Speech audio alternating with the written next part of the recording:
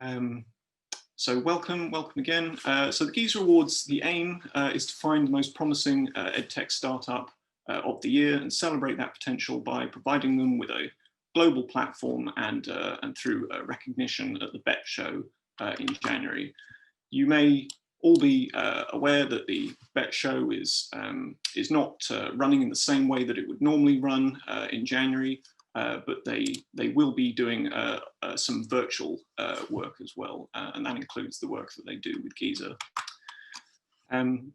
So this year, EdTech is hosting the semifinals virtually, of course, and all the regional partners involved in GESA are doing the same. And we've got an exciting 2-hour event lined up for you. So the running order for the day. First, we are going to have a keynote speech from Professor Rose Luckin. So she's Director of Educate Ventures and also a Professor of Learner-Centered Design at the UCL Institute of Education.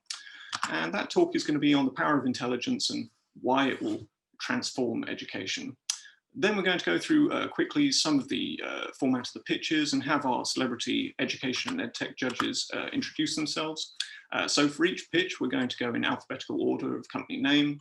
And the pitchers will share the screen and when ready, we'll pitch for 3 minutes to our judges, which I will time.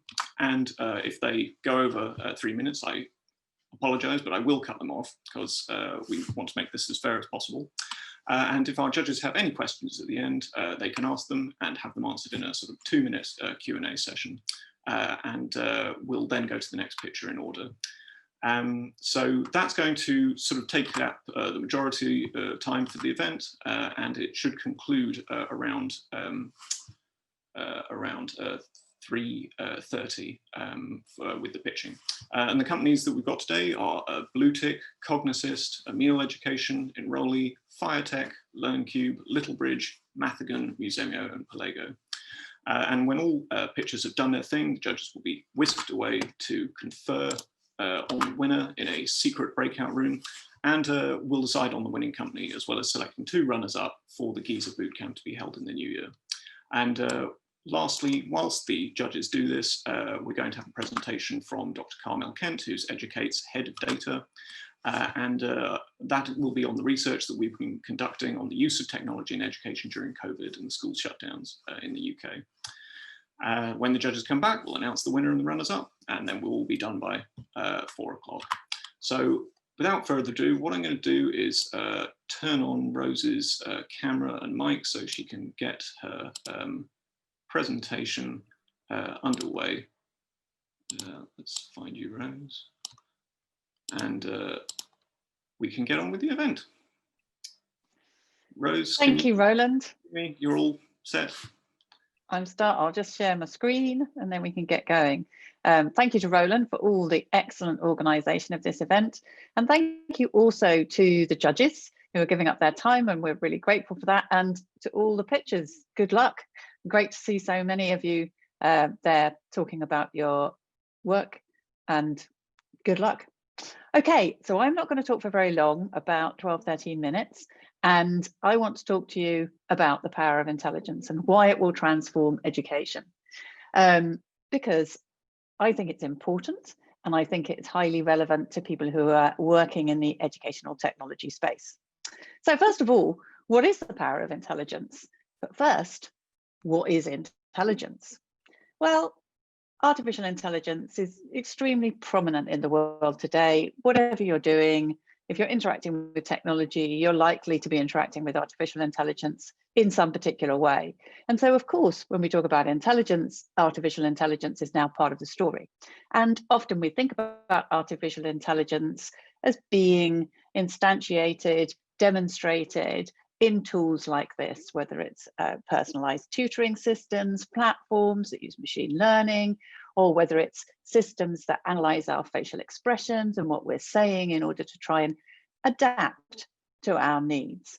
We see a lot of artificial intelligence starting to come into the classroom, and it's certainly a growing area in the EdTech space. And one of the 3 top predicted areas of growth by Barclay's investment team in a report that they published out with the old school, it was called, last year.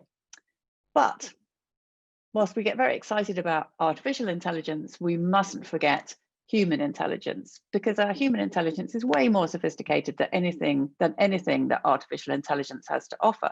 It's certainly true that AI is much better at crunching lots of numbers and dealing with huge amounts of data and learning from that data in a way that we as humans are not able to do. But we have much more sophisticated capabilities than our artificial intelligence peers. In principle, one of the major differences is that we are capable of self-reflection, of metacognitive intelligence, understanding our own thinking and regulating it, metasubjective intelligence, understanding our own emotional development, our emotional intelligence, and how we are or are not improving, and how the people we interact with are or are not emotionally intelligent. Metacontextual intelligence, which is something we just take so much for granted, that enables us to move seamlessly through the world most of the time, until we find ourselves confronted in a very unfamiliar situation, such as a foreign country where we've never visited before and we don't know the language. Then generally we don't even notice much, as we just seamlessly move from environment to environment, interact with different people, do different things. Very, very hard for AI. And meta-knowing intelligence, which is really about understanding what knowledge is, what good evidence is, which hopefully all of our EdTech companies are spot on with data and evidence, and really what should persuade us to believe something to be true or not. What is knowledge? And if we get all this right as humans, we're very good at being effective in the world. And accurate perceived self-efficacy is extremely important. It helps us to set goals, to know how likely we are to achieve those goals, to know what we need to do in order to achieve those goals, who we might need to collaborate with, what we might need to learn, how we can learn it, how we collaborate. And this is way beyond our AI at the moment. Now, I would suggest it's beyond our AI in the future as well, but others would disagree. At the moment, really, our AI is making good strides with the interdisciplinary academic intelligence, although it tends to be much more disciplinary academic intelligence, not really connecting multiple disciplines. Meta-knowing intelligence, to an extent, being able to derive evidence about particular pieces of information, and to an extent, supporting social intelligence. But really, as far as the rest is concerned, us humans leave those AI technologies at the starting blocks. So how will intelligence transform education? I've already shown you some of the current applications of AI in education, but actually that is just scratching the surface. And it's just the point in evolution where we are currently situated. Because the real power of intelligence is when you combine that artificial and that human intelligence. And if we get this right, if we're smart in the way that we build these collaborative networks, then we can latch on to the amazing capability of artificial intelligence to process huge amounts of data, particularly multimodal data that includes what we say, where we look, how we move, as well as log data from the interactions that we complete with different pieces of technology and interactions with other people. If we get all of that data and we analyze it using very well designed AI algorithms that are built by people who understand human learning. And we should never forget that in the time that our AI technologies have advanced enormously over the last couple of decades, our understanding of human learning has also advanced incredibly. If we get that right and we combine those algorithms with that data so that we can unpack what's going on as individual people are learning and interacting in the world, and we combine that with the human intelligence of teachers, learners, parents, employers, and even the learners themselves as they start to understand the data about their learning, then we can build an intelligence infrastructure that's not just part of one individual piece of technology, but that's metaphorically like electricity that can drive all of the interactions that we have as we learn, both those that involve different sorts of technology, such as augmented reality or robotics, and those interactions that don't involve technology. If we're reading a book, just reading an ordinary book, but our intelligence infrastructure has helped us to understand what we should be getting from that book, how likely we are to pay attention, what to watch out for as we go through that reading, where we need to focus attention and where we might be going to struggle, then we can be much more effective as we read that book. And the same thing goes for those really valuable interactions between human teachers and human learners. If we can empower those with that knowledge and information through this intelligence infrastructure, then we have much enriched interactions. Now, what on earth has this all got to do with Educate Ventures? And how does it relate to what we do? Because most of you, of course, will know us as a research accelerator, which is precisely what we do. And you might be pleased to know that we'll be starting again in January with our research acceleration program and welcoming new and indeed past members back on our training program, which was originally delivered through blended and face-to-face, but now will all be online until the world moves on from the current restrictions due to COVID. We will be starting this, but actually we have another string to our bow. So we have these two streams of work. Yes, there's the research acceleration, which is all driven by a deep understanding of data and evidence. And then we have this second stream of work, which we refer to as efficacy, which is helping to take companies into AI readiness, helping them to become AI readiness, and then if they want to, helping them to develop bespoke AI products for education and training. Our vision is to empower human intelligence through emerging technologies like AI so that everyone can receive a quality education and fulfill their potential.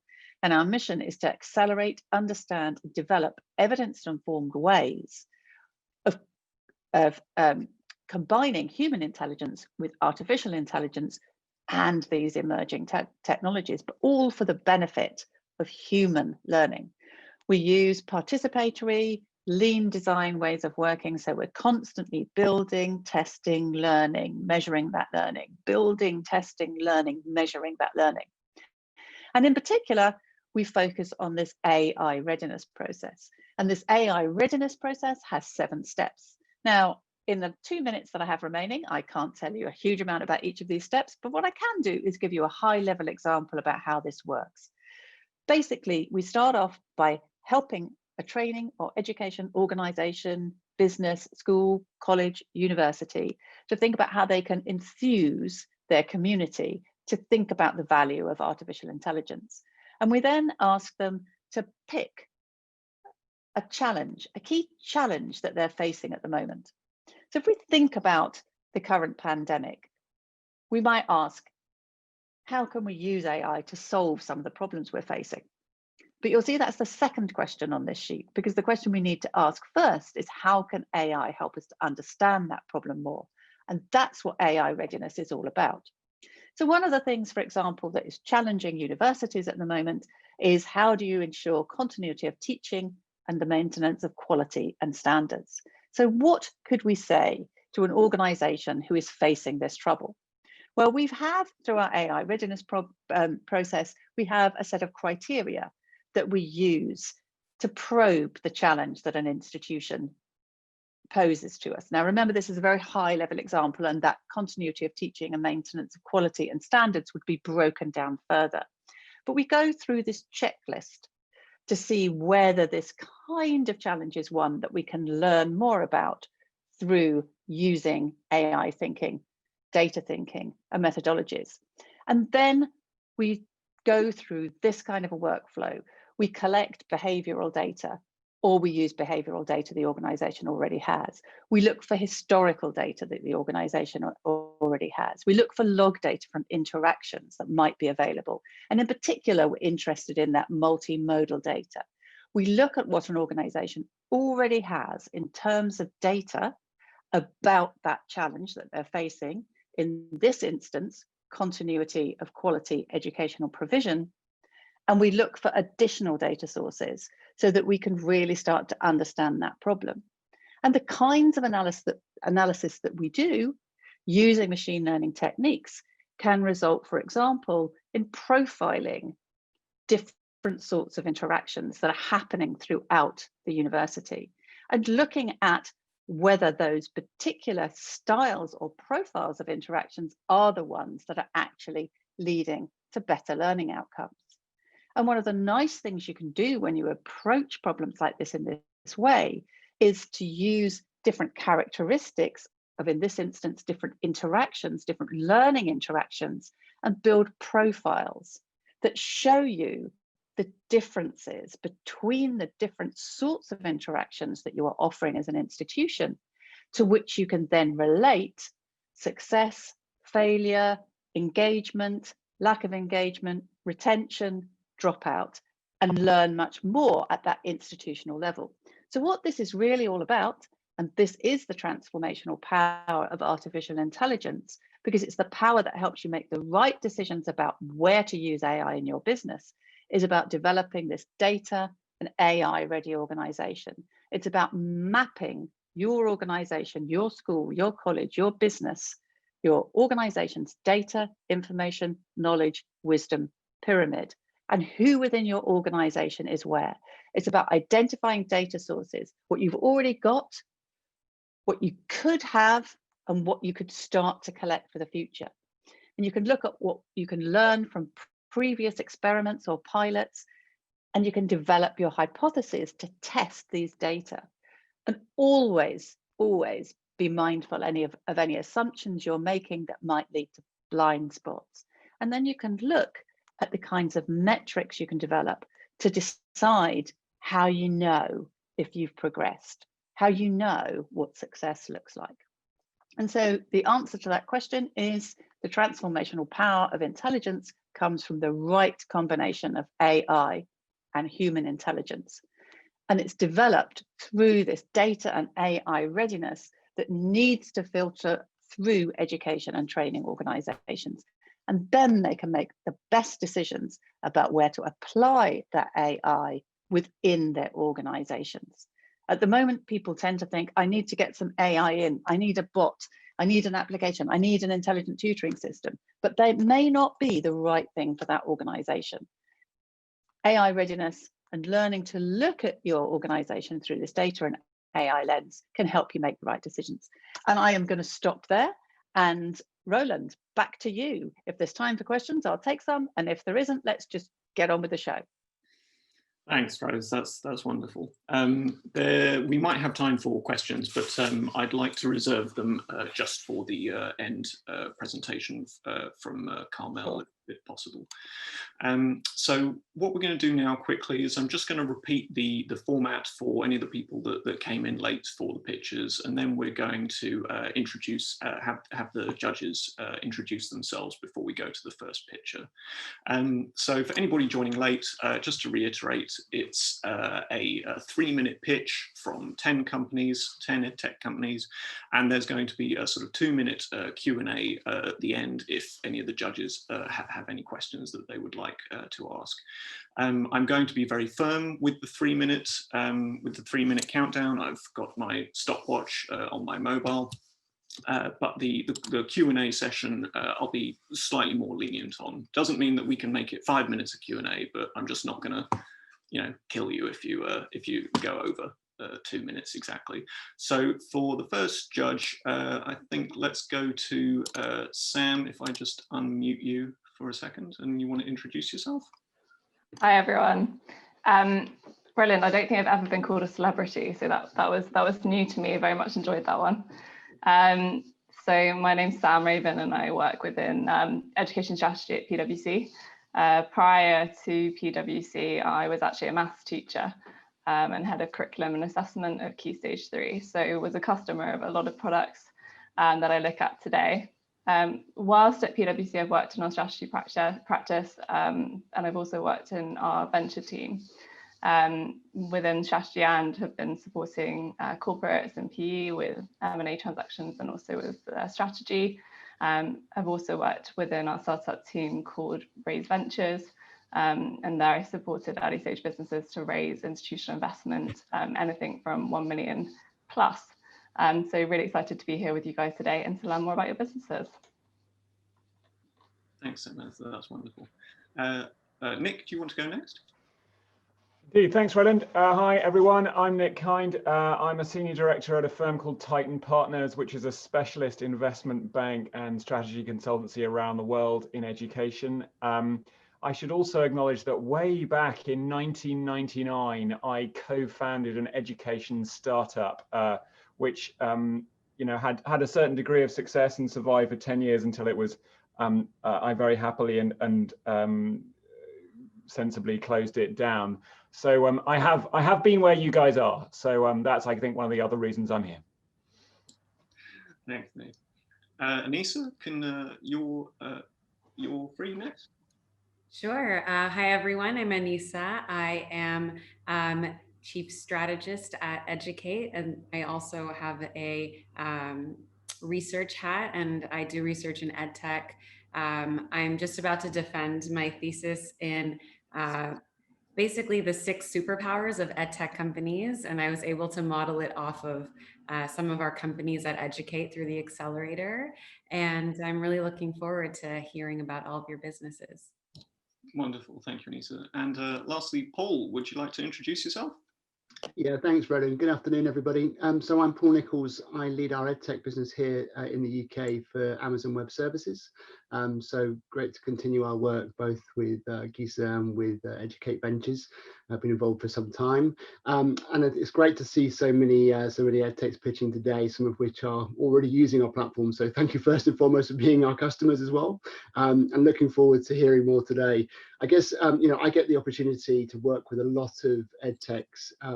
There are 600, 700 fairly established EdTechs here in the UK, and obviously tens of thousands globally. So it's great to sort of see and hear from new EdTechs with new ideas to really tackle some of the biggest challenges that we're facing. So really looking forward to today, and good luck to all the pitchers. Wonderful, thank you, Paul. I'm just going to start up the first company. So this representative for BlueTick is Rob. So I'm just going to find him in the list there.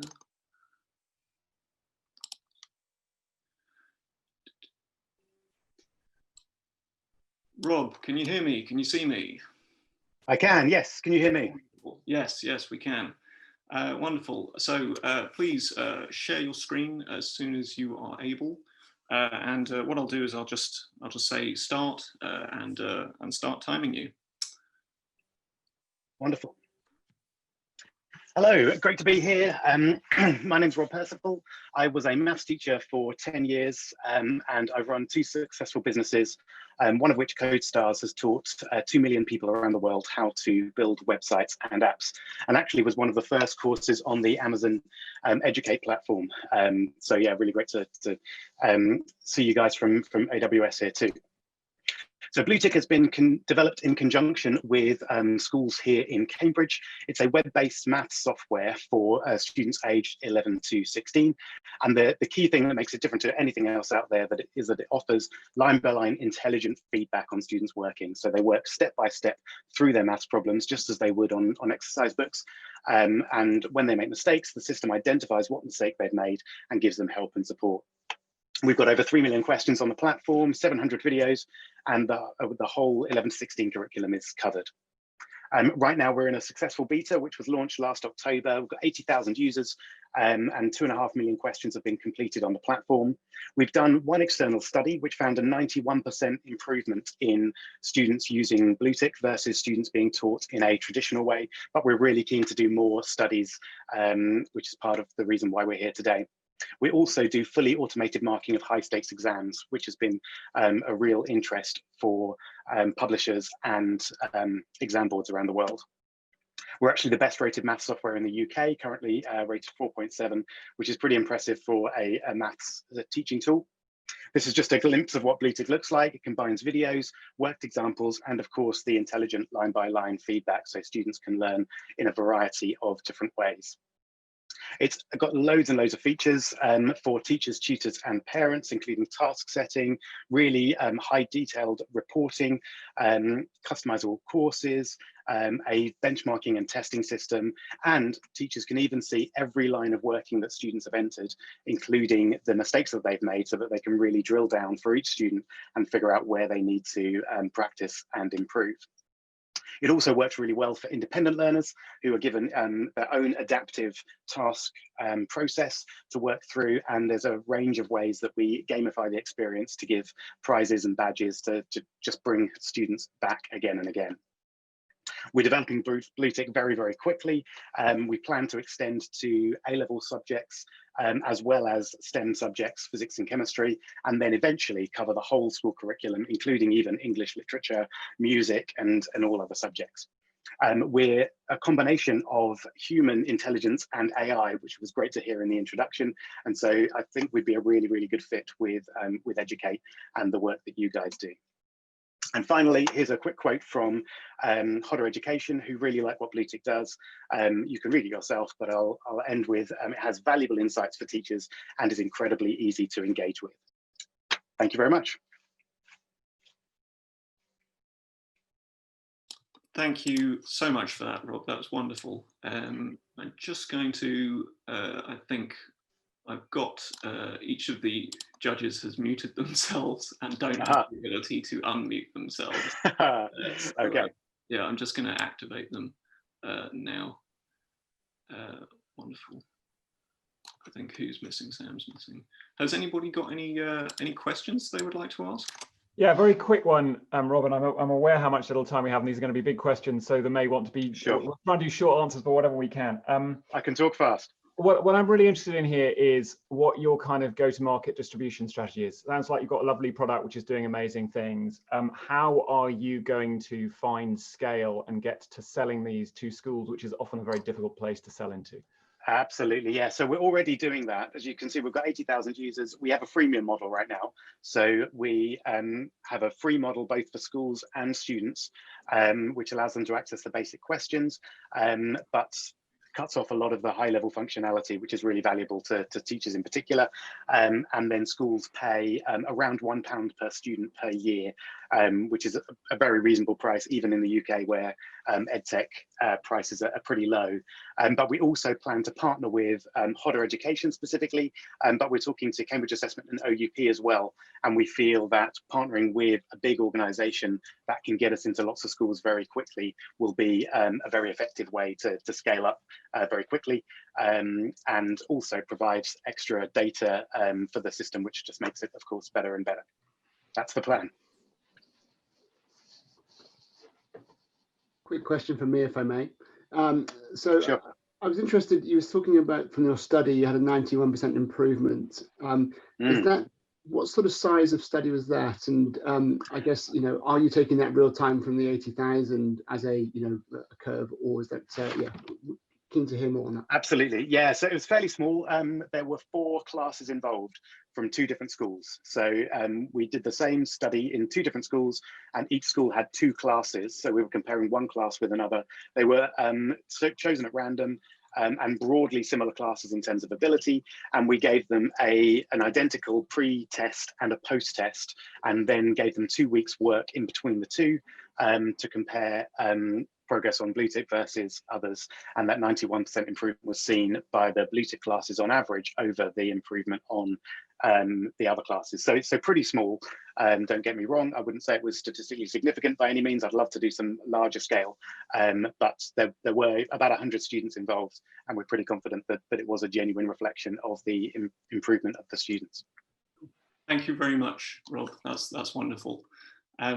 Okay, thank you very much, judges. What I'm going to do is, I think, I can't remember whether I said this, if you guys just keep your microphones on as well. Unless it's not possible, then I will switch you on, but it just makes things a bit quicker. So thank you very much to Rob. Up next, we've got Chris from Cognisys. Chris, can you see me? Can you hear me? Is your camera yes, on? hopefully you can see and hear me. Yes, yeah, we can. Wonderful.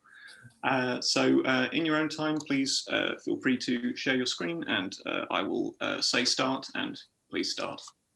Great, thank you, Roland. So we can see your screen okay?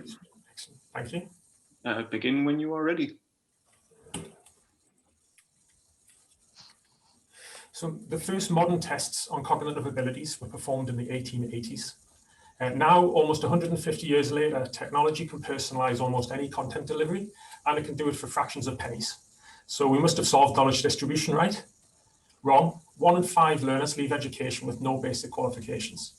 We know every brain is different, yet we use batch production techniques to educate people, and we throw away 20% as waste. Why? Well, the science needed to move beyond batch production is too expensive to deploy at scale. It costs around £800 to profile a brain and build personalized strategies for the individual and for their educator. It doesn't have to be this expensive. Our goal is to drop it from £800 a brain to 10 brains for a penny.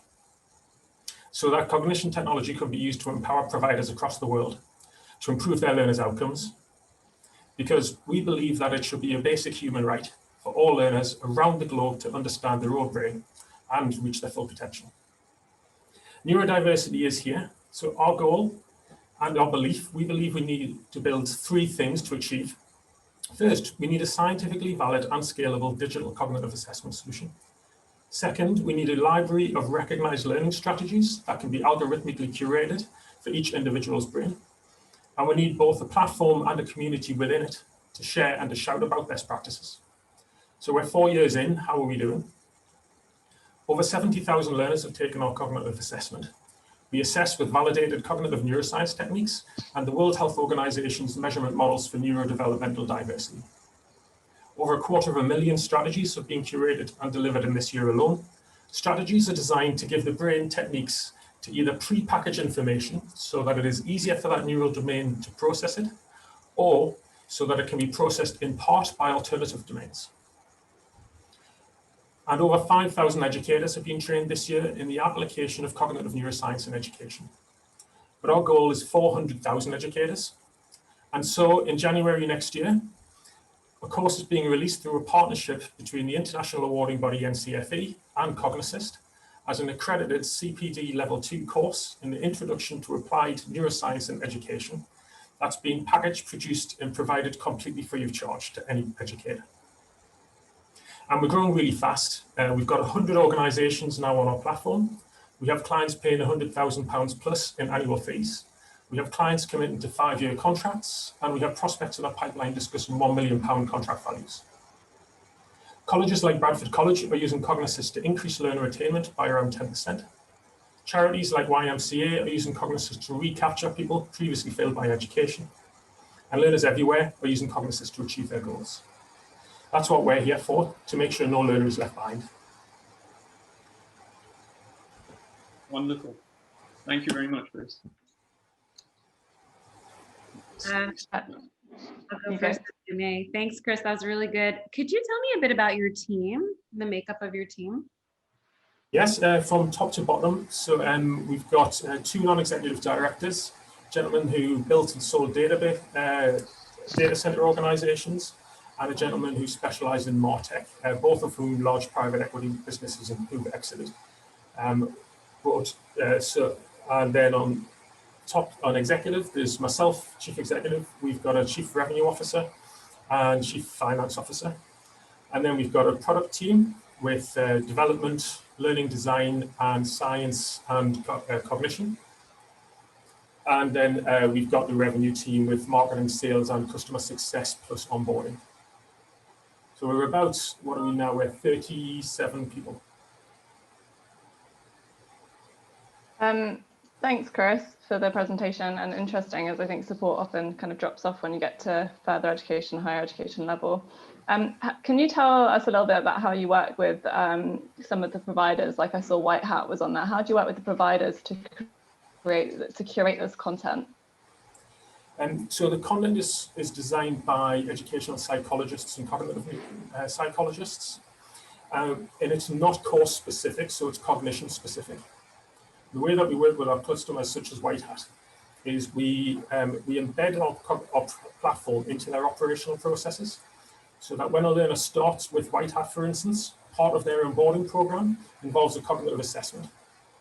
That assessment allows that White Hat and their tutor to understand how that individual thinks and learns, and then what sort of adaptations that tutor can do to optimize their strengths and weaknesses. In addition, if there's any underlying cognitive need that's recognized by the Education Act 1996, then there's funding that's available for that learner as well. We're recognized by the Education Skills Funding Agency to be able to certificate, for instance, White Hat, to identify that the learner has hidden learning needs. And then as that learner progresses through through their course, every time they engage with our content, we produce a report for the tutor on what strategies have been deployed to that individual, why they're cognitively appropriate, and what that tutor can do to embed that strategy into that learner's knowledge, skills, and behaviours. Thank you very much, Chris. That's wonderful. Thank you, Chris. Thank you to the judges. So next up, Chris, can you just stop the screen share there? Certainly. Let's get Glenn on. And Glenn is from Emil Education.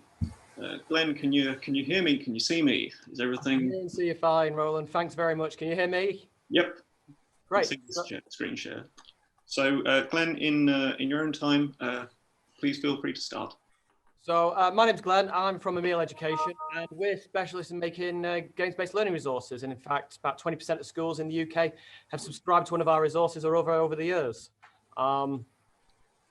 So what we do, we work with lots of different publishers, universities, all sorts of people to make really engaging resources. And that's where we pride ourselves. We really engage the learners with stories, characters, rewards, recognition, all sorts of bits and pieces. Teachers like us because we deliver really good progress, and all our resources are kind of help teachers out, whether it's for intervention or deal with their workload. What I'm really here to talk today is about our product which addresses numeracy ability. The OECD has given us some fantastic reports on how low levels of numeracy ability affect people, from wages, their employment prospects, health, life expectancy. And within schools, you see school exclusions and crime correlate directly to their numeracy abilities. So we've got numeracy intervention with Emil. It's set across the universe of knowledge, and every planet represents a different strand of maths, whether it's algebra or fractions. And as they're doing it and as they play, we're always constantly assessing them, rating them, and feeding them the correct exercises and activities to do. It actually started off as a Manchester Metropolitan University Faculty of Education project, which we managed to get funding via the Innovate UK and a knowledge transfer partnership. And that's where it all started off, really. I am going really fast because this is probably a 5-minute presentation in 3. So Emil's the main character. He does all sorts of things. We've got characters, animations, stuffed toys, all sorts of things going on. And he's also the main character in the product. And as I said a little bit ago, we specialize in engagement. And when children, learners use Emil, they play thousands of games. We've got Tamagotchi reward systems. They can play against their friends, see who's the best at times table. They can have a competition, year 3 versus year 6. They can try and beat their teachers, or they can just play against each other, and there's characters and stories and most improved leaderboards, all sorts of bits and pieces. And in fact, you see this school in 90 days played over 90,000 games. So the University of Manchester this year, between January and April, did a very kind of quantitative study. It's supposed to be more qualitative. And just to give a brief highlights of that, 4,000 schools, 4 months, and we saw the correct percentage of times tables, as well as everything else, go from 54% correct to nearly 78%. We've had an RCT study going on in Nottingham, 150 students. I think that was across 10 different schools. This was the year 7 catch-up cohort. And what we actually saw was their Emil group progressed to a place within their peers, whereas the control group stayed roughly where they were prior to the outcome. So awards and endorsements, all sorts of bits and pieces. We work a lot with Microsoft Education now. And the cost to the schools is only about £190 per annum. Thank you very much. That was wonderful. Sorry, yes, strict 3-minute cut-off, I'm afraid. But well done for attempting to cram that 5-minute into the 3-minute there. Please, if any of the judges have any questions, please feel free to start. I'm going to start here, Roland, because this is sort of very similar to a business that I started 20 years ago. So it's got that bit of a resonance. Glenn, what I'd love to hear is, and I'm going to become like a broken record through this, I can feel it. How you've obviously had some kind of grant initial funding into this, and you're also running a development business at the same time for third parties by the sounds of it, which is actually what my business became, by the way. So I'd be fascinated to know, how you think you're going to take this into schools and sell it, A, and B, whilst you're running a business around development at the same time. So the Emil product covers the whole of the primary numeracy area. We have very little development left to do on it. We just take on feedback and we run 2 developers on it every other month. Getting into schools, well, we already have about 2,500 using our PE product. So we've established 100 Vanguard schools or champions that we currently use. So those teachers and those schools use Emil a lot. We use them for references, they refer on, and it's kind of blooming around those schools. So we have a couple of schools that say North Lanarkshire, and that's turned from a couple of schools in that area to 10 to 20. And we're seeing that happen around the country more and more.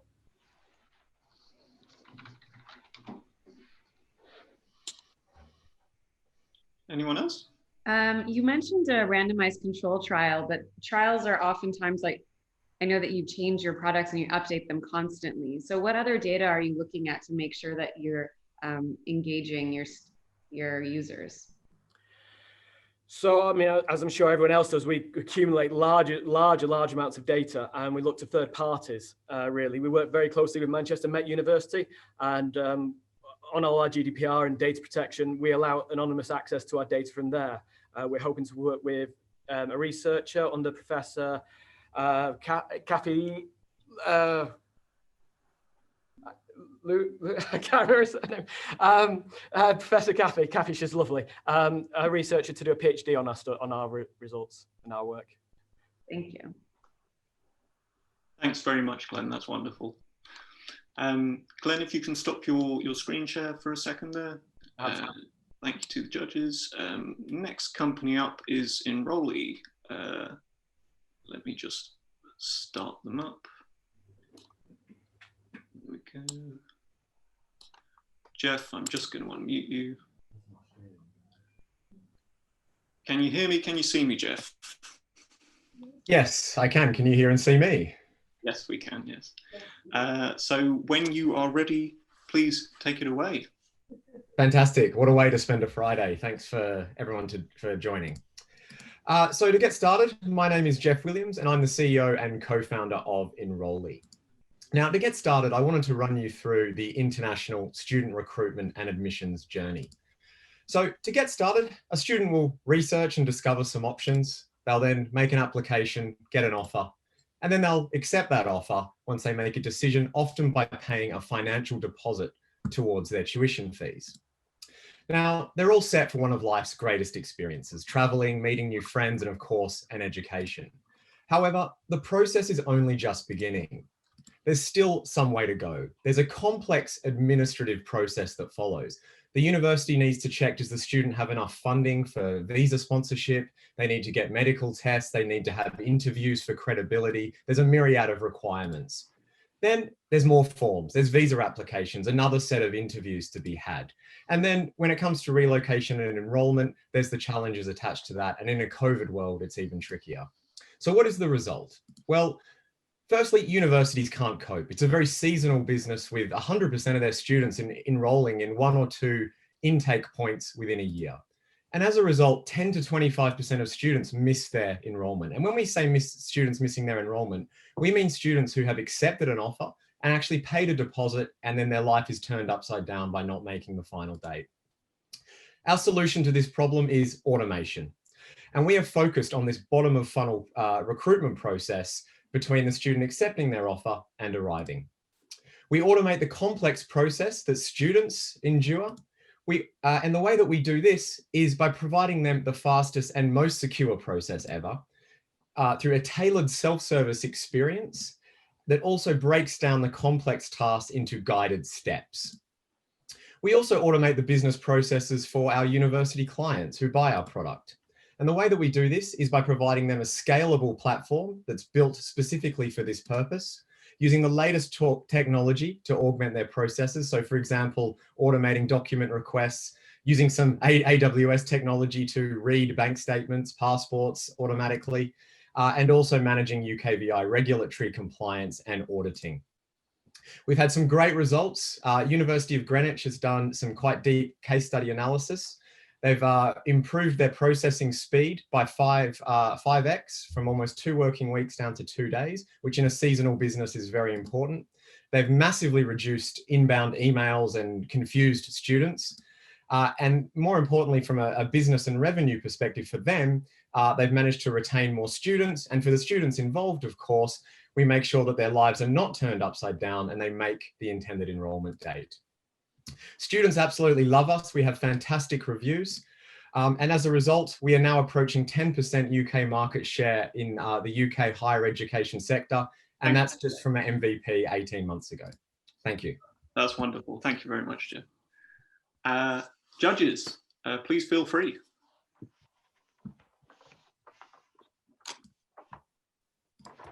I'll fire away on this one. Jeff, I think it's really interesting in terms of the time saved.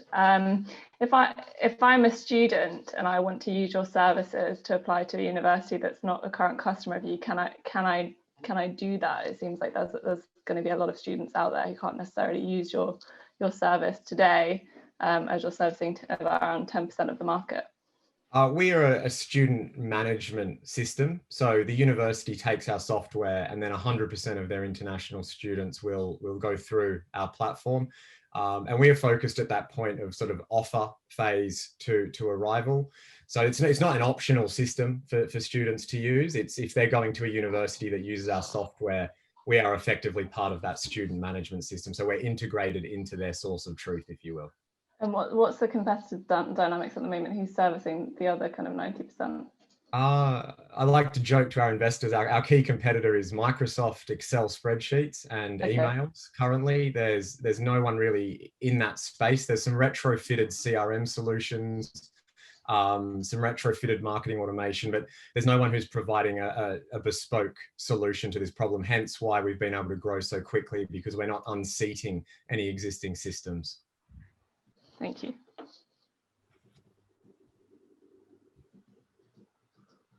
I think Paul's having some problems. Yes, it's strange. He doesn't appear to be on my dashboard, but is I'm trying to ask a question. Sure. Has he got? No, he doesn't have sound back. He doesn't have sound yet. Oh, right. Okay, that's odd. He's not muted, but Put the question in the chat, Paul. Yeah. Yeah. Or we could try and lip read. You've got great teeth. Oh, no, hang on. Let's try again. Paul, any better? I'm glad I'm not Paul. That would have been a disaster for me, though. Okay, he's gonna duck out and rejoin. In the meantime, has anybody else, any of the other judges, got any questions? Clear. Go ahead, Nick. No, I was just gonna say it's very clear for me, so no. Yeah, it's pretty clear. I mean, I was going to ask if we had time about your plans for scaling outside the UK and if this is something you've looked at and where you would go next. Yeah, we've built the system to be applicable to any country requiring a visa to study in. So our next sort of target region is Australia at this point. We're also looking at the US and Canada, but Australia is there's probably the most logical next step for me, being Australian as well, based in the UK, but also because there's a lot of requirements on the universities to assess credibility of students, a lot of vetting requirements, things like that, as part of their regulatory requirements that maybe aren't so much in Canada. US is again a very different market, but fundamentally, yes, we're in talks with some institutions across the EU as well. So yeah, that's the plan. But right now we want to nail down the UK market and take that dominant position before we spread ourselves too thinly. Wonderful. Thank you, Jeff. I think just in the interest of fairness, apologies to Paul if he did have a question to ask, but I think as we've asked two of everybody else, I don't think we can ask a third of Jeff. Thank you very much, Jeff. That's wonderful. I'm just going to mute you and turn off your camera now. And thank you to the judges, as always. So the next one up is Ed Halliday from FireTech. Ed, can you, yes, you are. I'm just going to unmute you there. Got the screen share up. Is your mic working, Ed? Yes, it is. Hello. Can you see me? All Great. good? Okay. Well, thanks a lot for the opportunity. Hi everyone, my name's Ed. I'm the COO at FireTech, and we help young people across the world become future ready. Now, tech education is broken. Digital skills gaps can contribute to $11.5 trillion in lost GDP growth by 2030. And at FireTech, we aim to fix this. Over the last 7 years, we've been building our reputation as the UK's leading provider of in-person tech education camps. 15,000 students, £1.6 million in revenue last year, and over 40 cutting-edge course curricula in the latest tech trends. But 2020 has changed everything. This is the year that has proven the need for FireTech. Radical shifts where hundreds of millions of young people now learning online. This provision is often fragmented and low quality, and at the same time, we've seen massive growth in tech careers. Moving online has led FireTech to our breakthrough year. In this year alone, we've worked with over 56,000 students, which amounts to over £1 million in learning hours, students coming from almost 40 countries across the world.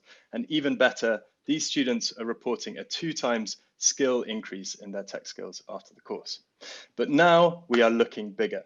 Just like me, man, one of our recent students on a FireTech course who said, FireTech makes me think bigger. I'm limitless. It is no longer enough for us to inspire young people through tech courses. We are now building a platform to become the best place across the world for young people to learn, create, and become future ready. So how does this work? Well, first of all, we have cutting edge tech courses in the latest technologies like artificial intelligence that young people can take on their own or collaborate with friends with project-based learning. This learning is brought to life with data. Each learner has a personalized learning journey and is able to track their skills progress over time. And most interesting of all, we are able to measure future readiness and the young person's proximity for the jobs of the future. So what makes us special? It's not just our 50 or more market-leading tech courses. We have distribution partnerships in place with the likes of Amazon, EdTech, Cambridge, to unlock massive market potential globally. We have network effects built into our platform to achieve exponential user growth. And most interesting of all, we are building the world's first 4th industrial revolution accreditation test to have a quantifiable measure of young person's skills. We are a team of experts with 90 years combined experience in education and entrepreneurship from places like Arbor Education, PwC, Co-School, Pearson, the Prince's Trust, and Accenture. So looking to the future, where are we headed? In 2007, Netflix revolutionized media streaming, and next year we're aiming to do the same with tech education. Thanks a lot. Thank you very much. Judges, any questions, please? One from me, Ed. Thank you very much for the interesting presentation. Can you talk me through a little bit around your business model, and in particular, are customers very sticky to this? Yeah, so at the moment we have we build our business model around D2C, and we have about 2,500 direct-to-consumer customers per year. On average, they take about 2 courses per year and have just under £800 lifetime value. So pretty high lifetime value in our customer. But from next year, we are looking to make tech education a thing of habit, where people are coming onto our platform every week. And we're hoping that that will have even more kind of retention and stickiness in our customer base. And then we grow and scale that customer base through the partnerships that I mentioned. So for instance, Amazon this year paid for us to give access to our tech platform to over 40,000 students at UK secondary schools.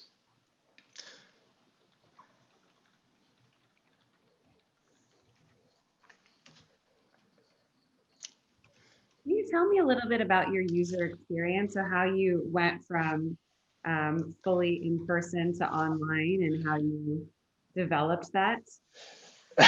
Yeah, well, I've definitely got a few grey hairs from the 2 weeks that we had to shift our in-person Easter camps online in a very short space of time. And basically, there have been a few steps to that. First of all, repurpose in-person courses via Zoom with a bit of Google Classroom in the background. But that's not enough. We need to do a lot more than that. So now we're building a whole experience around those courses. So you could imagine a kind of Netflix or masterclass for tech education, where a young person comes onto a platform, can choose a whole range of different blended or on-demand and live talk courses, and use those to build up their skill profile and then be matched against skills of the future. So we're shifting from a kind of standalone in-person camp model to something in which tech education becomes a weekly routine for young people throughout the year. Okay, thanks. Wonderful. Thank you very much, Ed. Great, thanks a lot. Our next company up, I think just to add as well that Paul seems to still, unfortunately, be having the same problem. So what we'll do for the next one is during the presentation, he'll type out the thing and I'll read out the question from the chat from Paul. So next up is Alex. I'm just going to unmute you.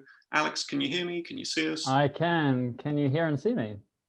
We can hear you. Let me find you. There, we can see you. Yeah. Alex, when you are ready, please take it away. Great. Hi, my name is Alex Asher. I'm the CEO of LearnCube, and we were named the best online tutoring platform of this year. And what you'll be interested to know is that we actually delivered over 150 million minutes of live education through our virtual classroom just since March. So it's been a huge year for us, and it's really turbocharged our business, what's been going on. And I think we've got a lot more that we could be doing. Now, what you want to know as well is that LearnCube is not only a virtual classroom, but how we really add value is by being simple, reliable, and very specialized on education. We're not a video conferencing software, and we're focusing instead on the things that make a great experience online. So things that, for example, tutoring companies really care about is that you can brand and white label our product. From an education point of view, you want multiple whiteboards that you can seamlessly work through different thought streams and ideas. You want to have an inbuilt content library where you can access every material that you have saved in the cloud. Interactive tools and teaching tools made specifically for education. Teaching controls and high quality, download-free video and audio. This is what we provide to our customers, which are typically tutors, but particularly tutoring companies. We're bootstrapped and profitable with over 600 happy customers, and we work with some of the best and most iconic companies, both in language education with Babbel and tutoring, including Tutorful, which is the second largest tutoring company in the UK. How do we stand out against bigger players? We focus on tutoring. We focus on doing one thing incredibly well, and it gives us some real defensible ground for us to work on. One thing I do want to kind of make clear, though, is that while the whiteboard is the kernel of what we do, we kind of break off into 3 different products, depending on what somebody might need. So some people just want the whiteboard. The virtual classroom includes the video and audio. And then outside of that, we have our online school, which is like a total solution. And that could include things like helping schedule classes, dealing with credit management, dealing with user management. And that's a big part of our business as well. So keeping in mind that we've got a very sticky product there, because what you see at the top, we actually have reporting analytics, processes for tutoring companies and AI that all make our product really add value.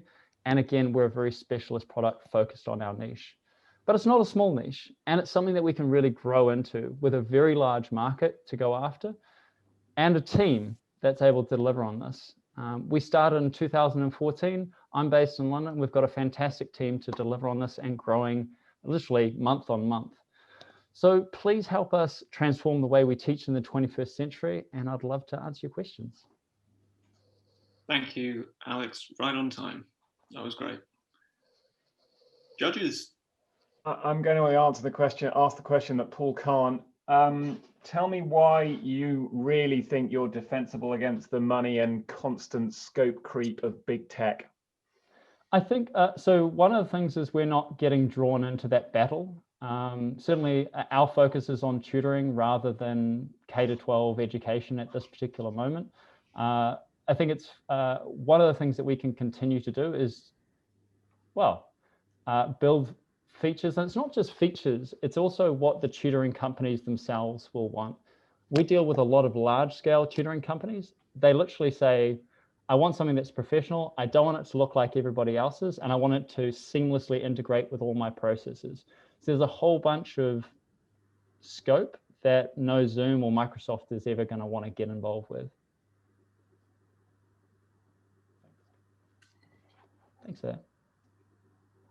Can you speak to how you're transforming teaching a little bit more? Absolutely. So we're focusing on the live education experience. We're not looking at self-study. And so if you consider that what we've got currently for live education is either a video conference or LearnCube, and I would argue that we've got the best virtual classroom on the planet. Now, how we transform that is we're already working on things like AI-generated homework. We can provide insights to the teachers. I definitely agree with this idea of more like suggestion, like AI suggesting how teachers can improve education. But I feel like this is our moment to really lift up what tutoring and teaching can deliver. As we've actually still got time left, I am going to ask a question from Paul, which is, Paul is interested in the user experience and how you track it, Alex. Can I just confirm, is it the user experience in the actual classroom itself or something else? I'm just wanting to clarify. Let's go with the user experience. User experience in the classroom? Yeah. So how do we track what's done in the class? So we can track things like talk time, we can track things like annotations. And I think the next area, which I was talking on, that's the AI generated homework. Knowing what was taught in the class, we can know what words we use, particularly since we have a strong affiliation with languages, knowing what was taught in the class and then turning those into meaningful exercises to really take away even the homework piece from a tutor after the class. Wonderful. Thank you very much, Alex. Thanks. Alex, if you just stop the screen share for a sec. Sharing that. Turn off my... That's fine, yeah, wonderful. And who we've got up next is Layla Yajani from Little Bridge. Where's she on? There we go. Layla, when you are free, please share your screen. I am in the process.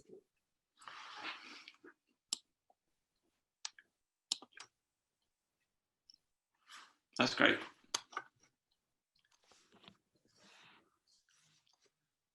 Can you see my screen? We can indeed. And when you are ready, please take it away. I'm just letting it load up. Perfect. Hi, everyone. My name is Layla Yarjani, and I'm one of the co-founders and the COO of Little Bridge. The best way for children to learn English is together, and we are here to provide that. Two grand challenges in education. And what we know is that having little or no access to education is both devastating on a personal level and at a global level. In the current times that we live in, we not only need technical skills, but very most importantly, we need a balance of soft skills. Hashtag learning for living a good life is what we call it at Little Bridge. Our solution at Little Bridge addresses these two challenges. First, by providing a technical environment that is accessible across multiple devices. Second, by providing a dashboard for teachers and parents. And third, by providing autonomous learning for every child. The skill we're focused on is real communication in English. How our product works is not only is it personalized and gamified, but it actually uses real communication as a motivation for the learning of English. So children are given targeted content and pedagogy as they form friends based on what they want to say and what they need to learn. We also have dashboards for parents and teachers that report back on their child's progress so that they can be assured that their child is making actual learning progress. So far, our product has been developed off the back of research we did with Educate, where we demonstrated that the most active social users are also achieving the highest learning outcomes. Our next piece of research is focused on how AI can support our communication-based approach for delivering this uniquely social language learning experience. The ELL market is huge. It's growing by about 18, it's gonna grow about 18% between now and 2025 to 36.5% or so. And what's very exciting is that there's no autonomous digital-led solutions for our particular age group. Instead, our age group, and you can see in the bottom couple rows there, is predominantly served by the traditional publishers, as well as tutor-based online services.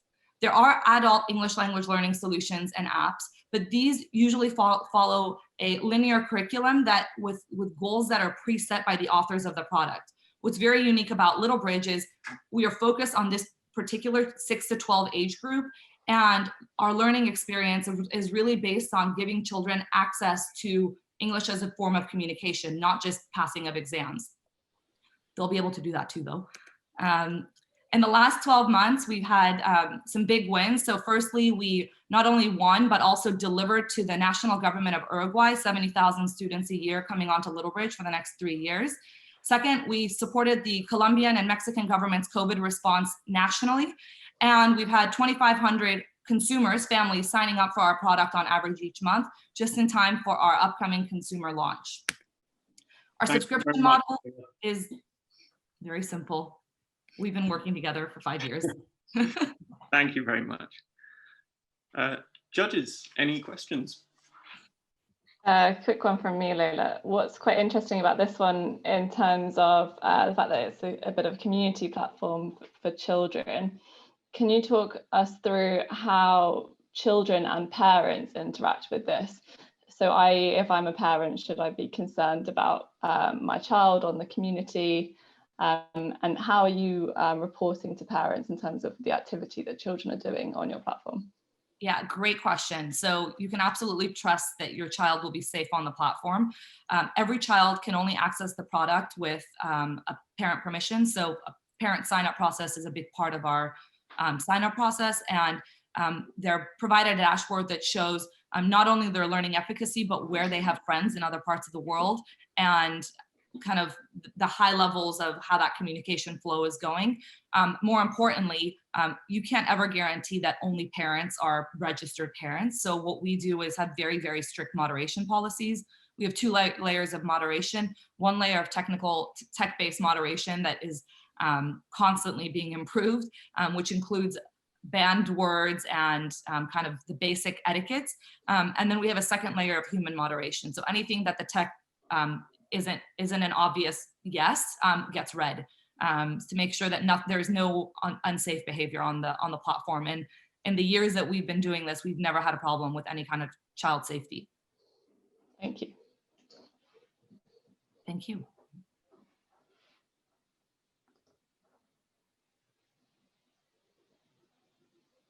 Nick, Anissa? All good from me.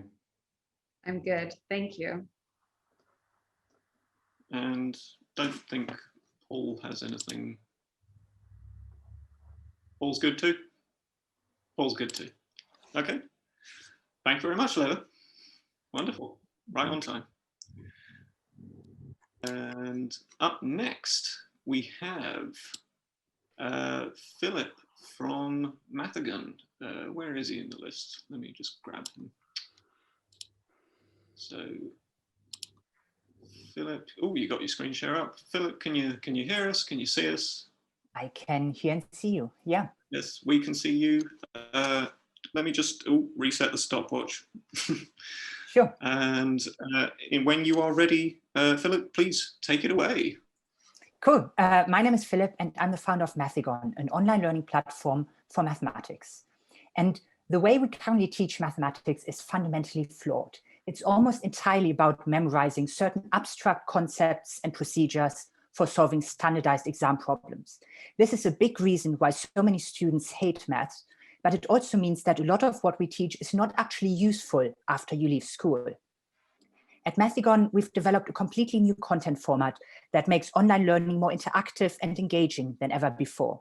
We call it the textbook of the future, but it is so much more than just a book. Unlike when watching videos or listening to a lecture, students can actively participate and explore at every step, learning skills like problem solving, critical thinking, and creativity. In a future defined by artificial intelligence, these skills have never been more important. The content is highly personalized and can seamlessly adapt to different students. If you are stuck, a built-in virtual tutor provides hints and help in a chat interface, and you can even ask your own questions. We've built hundreds of unique games, simulations, manipulatives, and animations, going far beyond standard multiple choice questions. We've also written a completely new curriculum that focuses on storytelling and real-life applications. Rather than teaching about abstract equations, every course has an engaging narrative and colorful visualizations. And this is particularly important when trying to motivate students that have to learn remotely. Our content follows the latest web accessibility guidelines, works on all browsers and devices, and is completely free to use.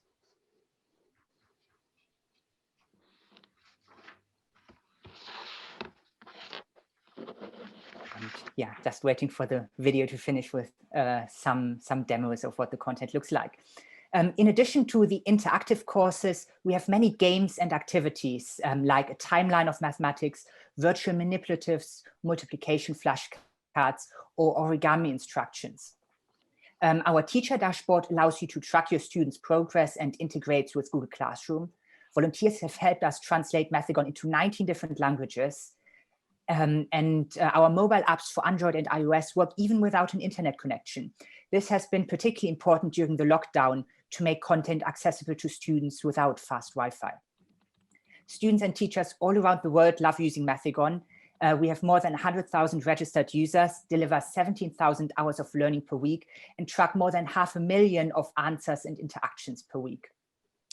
The Guardian says Mathigon is one of the most engaging maths resources on the web. Common Sense calls us a front runner for a new generation of textbooks, and we've won numerous awards. And here's just a quick overview of our team and advisory board with some of the world's leading educators like Joe Bowler and James Tanton. And I think my time is up. Thanks so much for listening. Thank you very much for that. That's wonderful. Right on time. Quick question from me, Philip. Really interesting presentation as a former maths teacher to watch that. But one thing that was kind of very front of my mind while you're talking through this is how accessible this would have been for some of my students.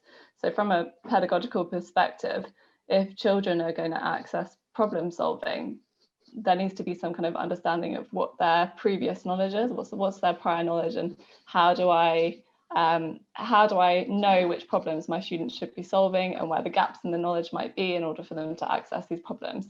It's something that we typically see in problem solving in maths. So how do you address that sort of problem for teachers? There are lots of different aspects to accessibility, of course. As you work through the content, we can build up a knowledge tree of how well we think you understand different parts of mathematics. And as you work through a course, it's not all revealed at once. You see the first paragraph, there's a question or some simulation you have to play around with, some game.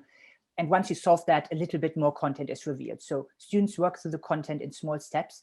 And whenever we're about to reveal the next step, and we think that students haven't mastered one of the prerequisites, for example, they don't know what the sum of the angles in a triangle is when we want to talk about tessellations, rather than showing what's linearly next in our course, we might pull in a step from a previous chapter that explains the content and concepts they are missing. We also have the built-in virtual tutor, which gives hints and encouragement and help, and you can ask questions.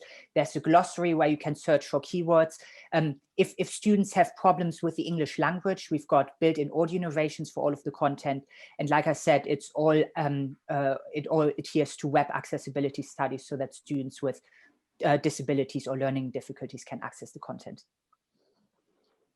Thank you. Thank you. Philip. Thank you, Samantha. Paul has asked a question in the chat, Philip, that I'm going to put to you.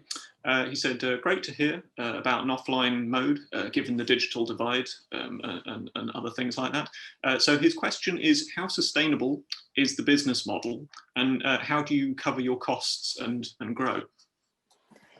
So all of our content facing students and teachers is completely free to use, and we want to keep it that way to make it as widely accessible. And we have lots of users also from developing countries who probably couldn't pay for premium subscriptions.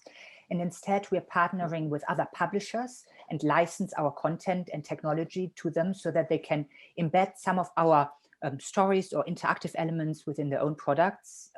this is part of our revenue. And then we are also working with other organizations who want to publish their own content using our underlying platform. So Brown University in the United States, for example, is creating all of their undergraduate data science courses using the platform we've built. And they can use our technology to write their own content and build interactive elements. Wonderful. Thank you, Philip. Thank you, Paul, for the question. Yes, wonderful. Okay. My stopwatch has stopped. Thanks, Philip. My stopwatch has stopped, so let's get that back on then. So next up, we have Musemio. We are getting a duo of pictures this time. This is Caitlin and Olga. I think you're still muted, so let me just unmute you. Where's Olga gone? I'll just unmute you there. Caitlin, Olga, can you hear me? Can you see me? Can you hear us? Can you see us? I can indeed. So when you are ready, please feel free to take it away. Perfect. Hi, everyone. My name is Caitlin Fritz, and with Olga Kravchenko, we co-founded Musemio. Musemio is an immersive learning platform that bridges culture with curriculum. Children aged 7 to 11 can adventure through curriculum-led quests featuring interactive artifacts from museums across the world. The problem we solve is twofold. Primary education is in flux as homeschooling has become the new norm, and pressures mount on parents to provide high-quality education at home. Equally, in the current reality, museums have closed their doors, losing millions in revenues every day, and they're unable to fulfill their educational duties. At Musemio, we unite these two worlds and provide a product that kids, parents, and institutions love. At Musemio, we relieve the pain of both parents and museums, and our Educate and Finland XEDU research with 3,000 children has shown an increase in knowledge retention and creative engagement. At Musemio, we're a research-led company, and unlike our competitors, we offer freedom of movement comparable to Oculus, but at a fraction of the cost. This year, we've also ported our VR experiences to be 2D compatible for tablets, desktops, and smartphones. So without a headset, anyone can play anywhere. We operate within a blue ocean EdTech market, predicted to be worth $12.6 billion, and our initial market is 6 million UK families. We generate revenues in two ways. First is B2C. We sell our experiences starting from £3 through our app. If partnered with a museum, museums get revenues on sale. Our B2B2C model allows us to charge cultural institutions, charities, and publishers to create free experiences on our platform when they pay the cost upfront. We have cultural partners like Royal Greenwich Museums working with us, and we have received recognition from the likes of Google and Sky Women in Technology Scholars. In 2020, our revenues have grown by sixfold. We invested in R&D, supported by Innovate UK and Horizon 2020, expanded the team and secured partnerships with distribution potential to more than 1 million families. With expertise in EdTech, cultural management, and immersive technologies, we have a strong international team with a clear mission of making arts and culture accessible for every child. And we have a strong board of advisors supporting our mission. But this is just the beginning. In 2021, new product releases and partnerships will reach over 500,000 families just in Q2. And we are on a roll to becoming the most accessible digital platform for kids to explore culture. At Musemio, we are building the future by reimagining the past, and we invite you to join us. Thank you. Wonderful. Thank you very much, Olga. Thank you very much, Caitlin. Judges, over to you.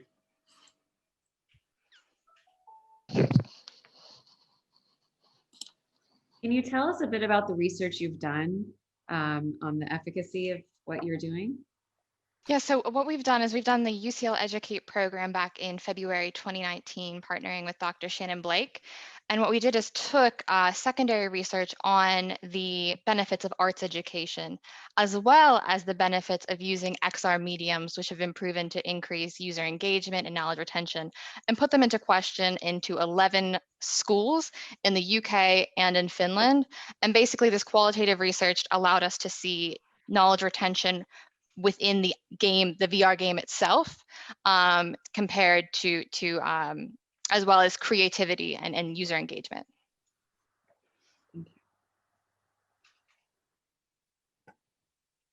Thanks, Anissa.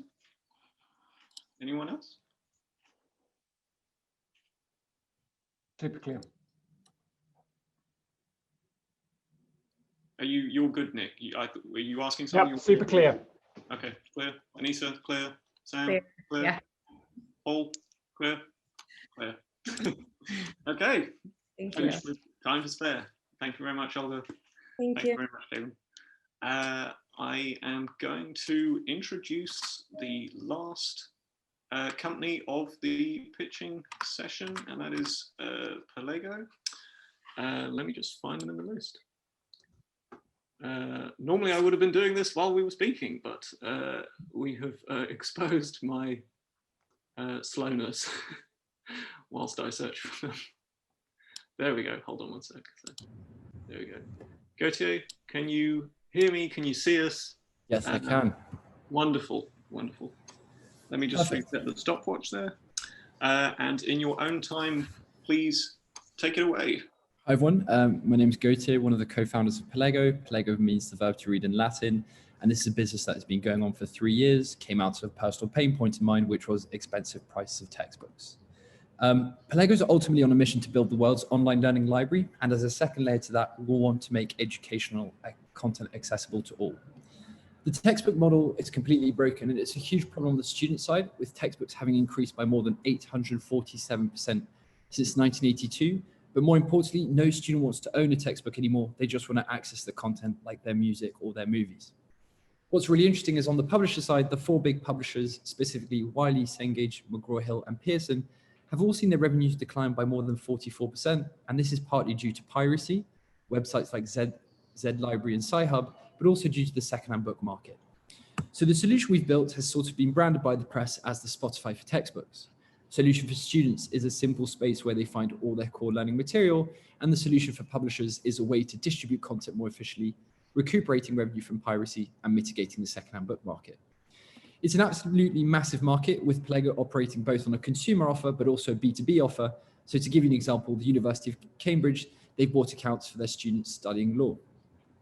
In terms of the competitive landscape, there are 2 players I want to note. One of them is Chegg, which is based in the US. Chegg has a market cap of 9 billion today and does textbook rentals in print.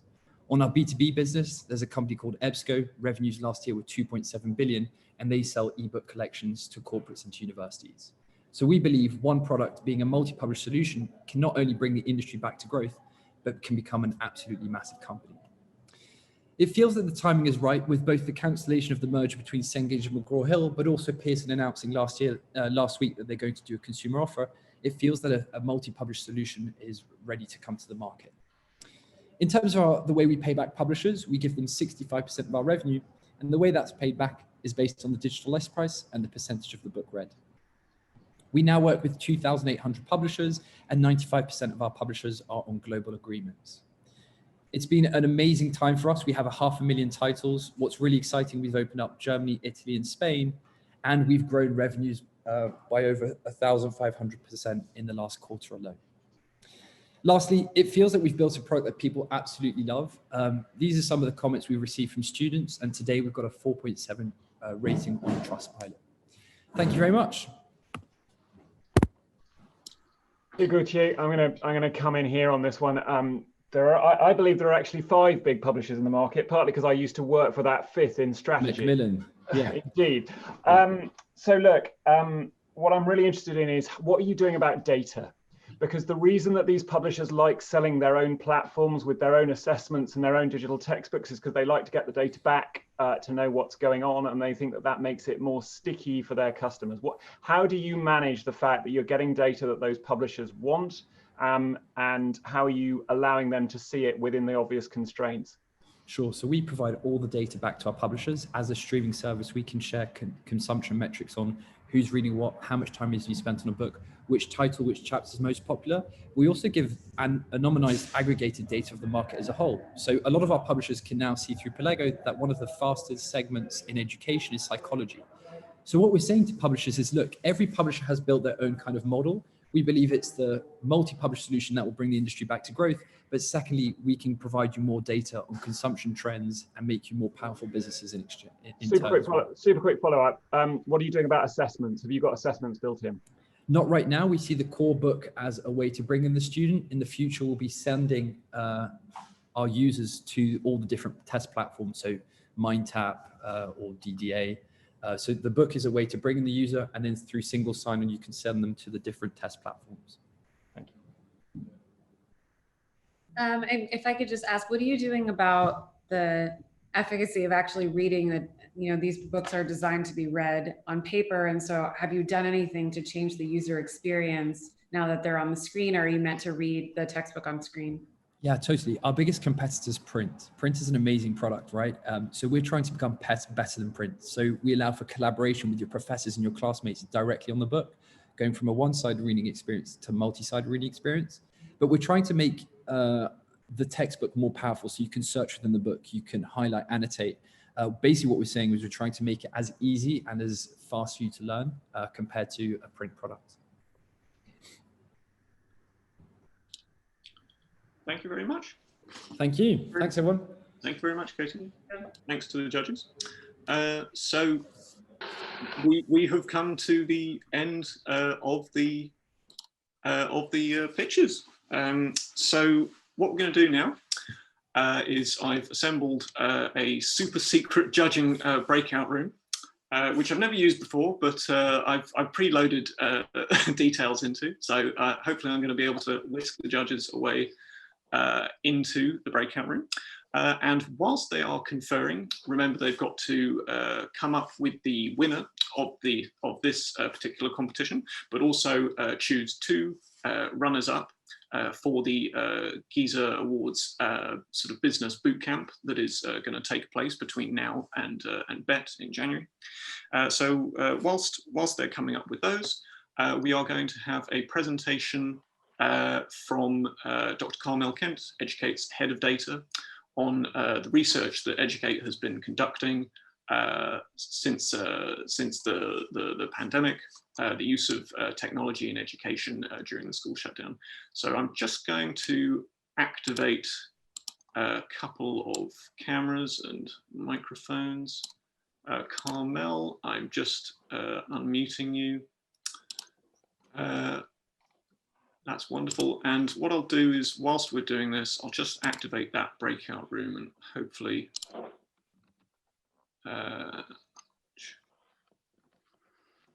that should work. So that hasn't worked. Let me just see if I can get this done. Carmel, if you just want to sort of ad-lib for a second. Sure. Yeah, and then introduce yourself whilst I do this in the background. Okay, can you see my screen? We can, yes. Okay, fantastic. So thank you so much. The presentation were really, really fascinating, and it was such a joy to hear both the presentation and the judges' questions about the use of data and evidence. So bringing us all down to the reality, March 2020, COVID-19 shook education system across the globe, as we all know only too well. And the implication on education were both terrible and transformational, or at least as we are working on and collecting evidence on, potentially transformational. So in the UK and across the world, COVID has surfaced many existing structural barriers that we are all aware of, and already existing inequalities. And it has catalyzed the sort of technology use of an education that would normally take many months or even years. So essentially, we don't we don't know yet how this would all pan out, but it is certainly a major disruption. And for researchers, as we are all, as us, it is rare. It is a very rare opportunity to observe, to collect evidence, and to learn. So this is exactly what we started to do in Educate. We started collecting data right away with the aim of mapping what were and what are the main challenges, the main opportunities, the main supporting system, and the uses of educational technologies since spring 2020 through lockdown 1.0, 2.0, etc., etc. We are compiling an ongoing report, which would be up in about 2 or 3 weeks, where we would be also putting some very pragmatic recommendation to EdTech companies, to teachers, to parents, and head teachers. And today I just chose to mention a bit of the evidence that we have collected, maybe the bit that would be relevant to you at the companies. I'll go very quickly over the findings, but if you want to hear any more details, you are welcome to download the report when it will be up really shortly. And when I say we, I mean Educate, and I think most of us, or all of you already know us. We are a group of researchers that spun out of ECL at the end of last year. And at the base of everything we are doing is this golden triangle, which is the concept of ascertaining the need to connect EdTech stakeholders, such as EdTech companies, such as yourselves, researchers, and educators and parents, so that the communication, the two-way communication would be based on evidence, well-informed evidence.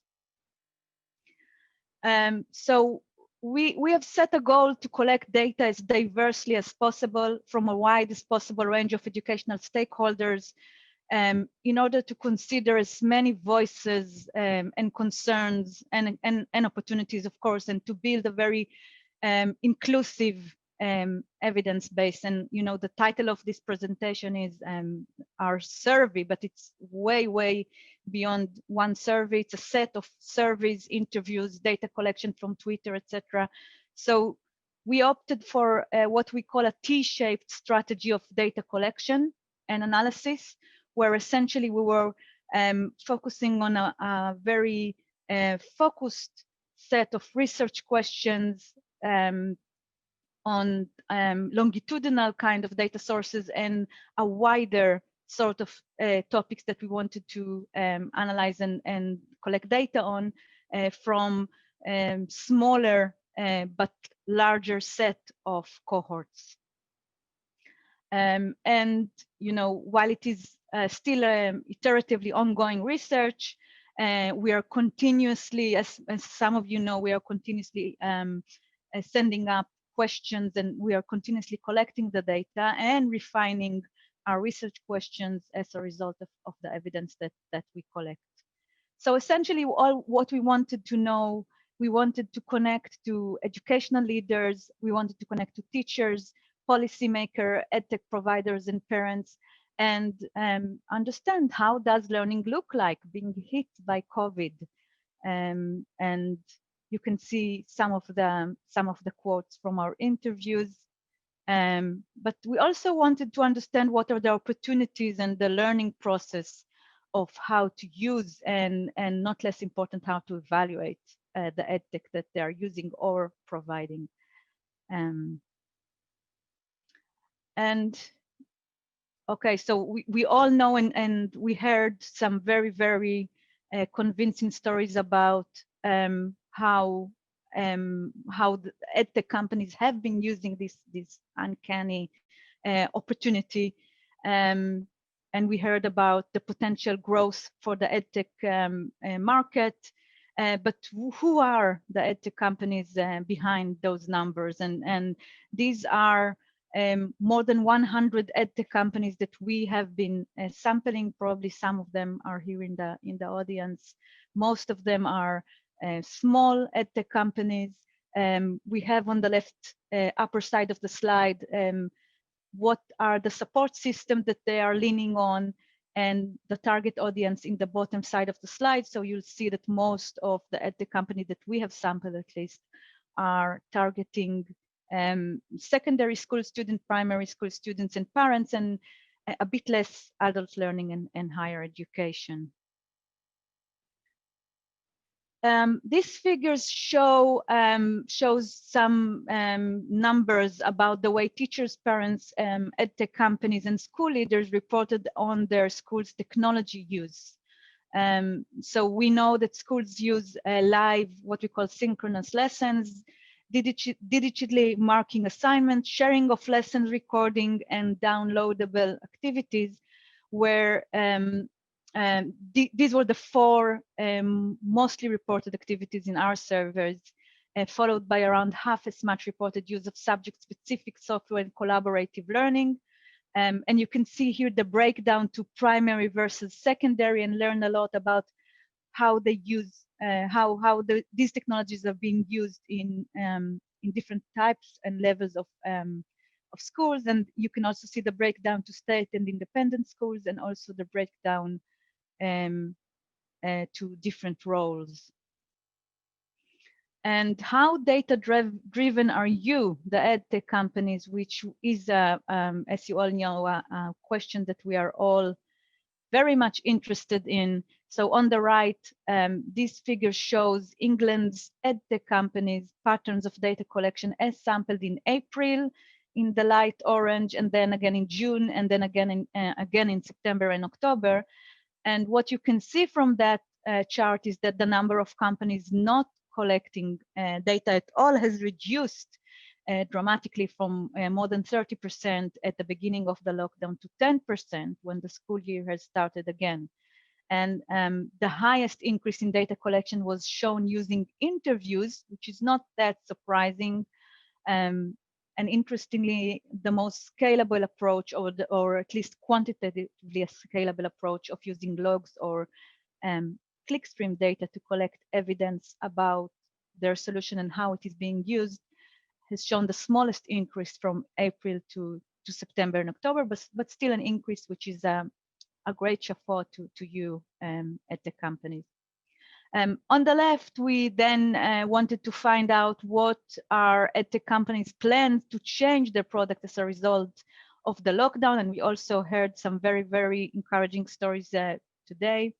But surprisingly, from the data, what we can conclude is that, or at least we cannot conclude that there was a significantly change from the beginning of the lockdown, or at least not something that was already implemented before September. We asked, sorry. Okay, so here is, we wanted to understand your audience, or educational stakeholder, and we asked them what are the main opportunities that you identify. And the figure here indicates the percentage, indicating the main opportunity as resulting from the pandemic, which you can see that the overwhelmingly majority indicated that they see the opportunity of improved use of technology for learning, following by opportunity to improve technical skills among teacher and informal learning opportunities. But when you look at the breakdown of this data, you can see that state schools stakeholders were more appreciative of opportunities of learning, struggling with face-to-face learning at routine times, and with technical upskilling of both learners and teachers. And you would also see that primary schools were more appreciative than secondary school stakeholders about the opportunities to improve communication between parents and schools.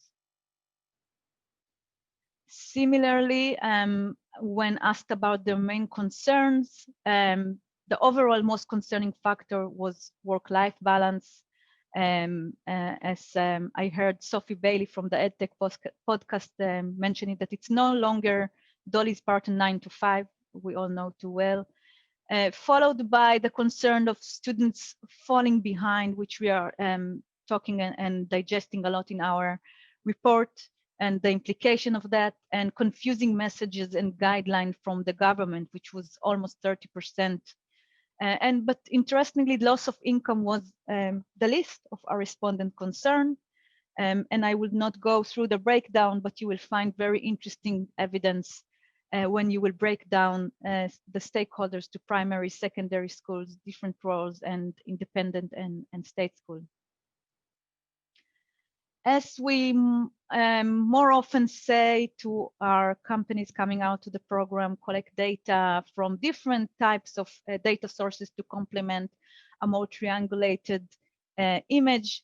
So we also went to Twitter and we harvested a list of relevant tags that you can see here on the bottom side of the screen. What are the tags that we collected? And we harvested the data from Twitter twice, so once before and once after the beginning of the school year, so in August and then again in October. And you will be able to see in the left side of this slide that stems or words such as find, support, get, online, and free are on the rise, a significant rise between the before and the after of the beginning of the school year, and that could give you some kind of narrative of what people were concerned about when talking about EdTech when school year began. Another very interesting analysis that we ran, we took from our data set more than 1,500 of stakeholders, excluding EdTech providers, so head teacher, teachers, and parents, and we cluster them. So we cluster them by their support system, their main educational opportunities that they have identified, and the main concerns and the EdTech that they were using or reported using. And we very interestingly find 5 clusters. So these 5 clusters, and you can see here the numbers, are groups of stakeholders that are very different between the clusters in the patterns of what they care, what they are concerned about, and what kind of educational technologies they are using. We named them by the 5 forces of nature: fire, water, air, earth, and space. But you can find in our report some details about how they are different. I think maybe more interestingly is that we would be able, or you would be able also, to kind of target your solution better when you understand better your users. So we were able to look at those clusters and kind of think with experts what are the support system, or what are the support mechanisms, or the right delivery of EdTech strategy that could be tailored to each of those 5 groups. And obviously their needs are very, very different. We were able to identify, so triangulating again the quantitative and the qualitative data that we have collected, we were able to identify 10 main themes. Again, if you want any more details about those themes, you are invited to have a look at our report. The first theme was remote emergency teaching and practices of remote emergency teaching, and the gap between that and improved and already evident practices of effective online delivery of learning. Absolutely, and as you would have expected, teachers upskilling. This narrative of falling behind or loss of learning was another very major theme in our research and the evidence that we were able to see. The socioeconomic widening gap and all its implications. Trust in the government, interestingly, a very, very recurring and influencing factor. Infrastructure, so not just technical infrastructure, but maybe mainly technical infrastructure such as internet and hardware, as another gap of widening factor. Assessment, so what are schools assessing, how can they actually do that assessment in and out of school, and what are the implications? And we all know only too well what happened with the A-levels fiasco, but that's just one event out of many. Special educational needs, another very crucial theme. Privacy, so the whole debate around, cameras off, cameras on, how to manage that. We respect students and teachers' privacy and still deliver an engaging learning experience. And obviously parents' engagement, which was absolutely one of the major opportunities that were surfaced in the pandemic. For relevant, or I thought that would be relevant finding for you guys at the companies, were that the numbers of stakeholders that use new kind of technology. So again, a very once in a lifetime opportunity for the EdTech sector. Collaborative learning. We find very strong evidence showing that communities and collaborative learning has such a great effect on well-being and on learning. Free technologies, again, I think you must know this topic probably better than we do, but again, that's a very important thing to consider, answering the needs of stakeholders, specifically some of them. Last thing we put in our report, some recommendation in those topics that I put here on the slide. I would just maybe choose to tap on one of them, which is the first one. We want to come together, and this is exactly what we mean when we are talking about the golden triangle, to make technologies adapting and education sustainable. And maybe the main takeaway that I would want all of you to take from this, from our survey, or from our study, is that to use data and evidence in order to speak and converse with teachers, with parents, with students, to study them and understand what is that they actually need. So again, this is once in a decade, at least, opportunity. I heard that most of you are taking it. Please go ahead and tap on that. And that's it. I'll stop sharing and over to you, Roland. Sure, thank you so much, Carmel.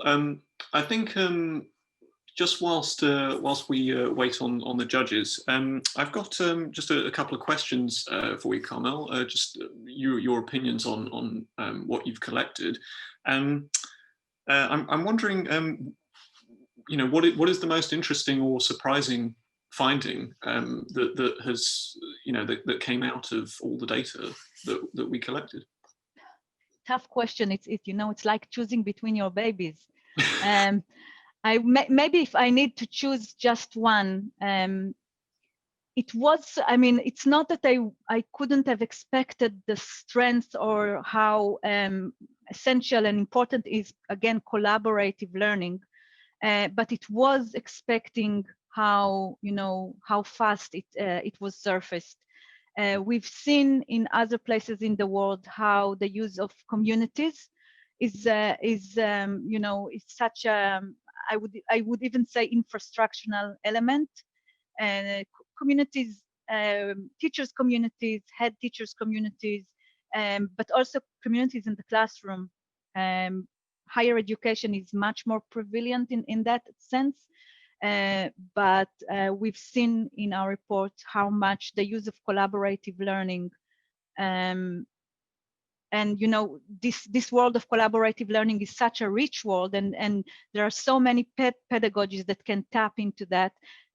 But essentially today, when everyone is so alone, and some of the students are very bored, they need this kind of interaction, but they also need it to be moderated very, very smartly. So if there is one thing that I would maybe ask EdTech companies to look into, is how they can help educational stakeholders, learners, but also their parents, their teachers, etc., to communicate and converse even when they are not meeting in school.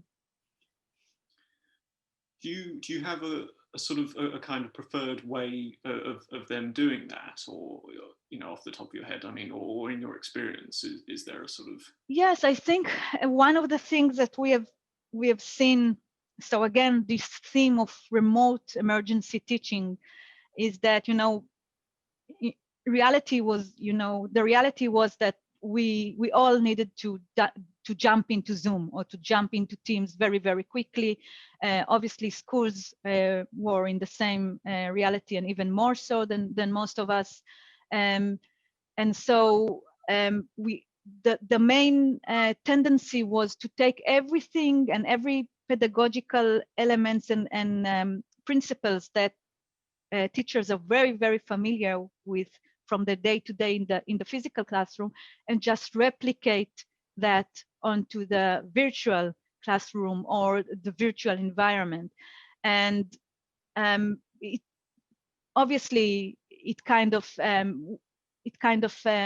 missed a few elements that research about how to do that is already there for 25 years, and we already know how to do. So specifically about collaborative learning, just putting everyone on a Zoom session and asking some questions is maybe it's good for remote emergency teaching. It's good for to bring people and give a very urgent solution, but it's not the more sustainable or scalable solution for learning in the longer term. And I would say that and in our report we put all kinds of tips and all kinds of advice taken from the literature of learning sciences. But one of the things that I would say, like in any other technologies, is first think about the pedagogy, and just then about the technology. So for example, if you want to use this kind of tool or instrument of synchronous discussion or asynchronous discussion, so I would say that forums and groups are a very unleveraged resource that should be used.